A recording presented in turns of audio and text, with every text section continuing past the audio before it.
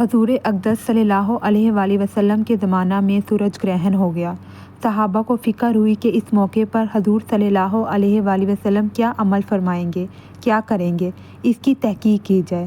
جو حضرات اپنے اپنے کاموں میں مشغول تھے چھوڑ کر دوڑے ہوئے آئے۔ نوعمر لڑکے جو تیر اندازی کی مشق کر رہے تھے ان کو چھوڑ کر لپکے ہوئے آئے تاکہ یہ دیکھیں حضور صلی اللہ علیہ وآلہ وسلم اس وقت کیا کریں گے۔ نبی اکرم صلی اللہ علیہ وآلہ وسلم نے 2 رکعت کسوف کی نماز پڑھی جو اتنی لمبی تھی کہ لوگ گش کھا کر گرنے لگے۔ نماز میں نبی اکرم صلی اللہ علیہ وآلہ وسلم روتے تھے اور فرماتے تھے، اے رب، کیا آپ نے مجھ سے اس کا وعدہ نہیں فرما رکھا کہ آپ ان لوگوں کو میرے موجود ہوتے ہوئے عذاب نہ فرمائیں گے اور ایسی حالت میں بھی عذاب نہ فرمائیں گے کہ وہ لوگ استغفار کرتے ہیں۔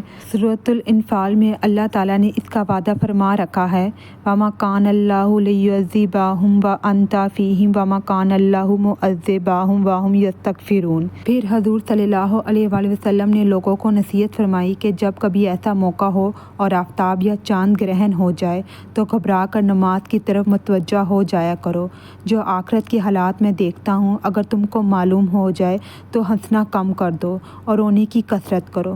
جب کبھی ایسی حالت پیش آئے تو نماز پڑھو، دعا مانگو، صدقہ کرو۔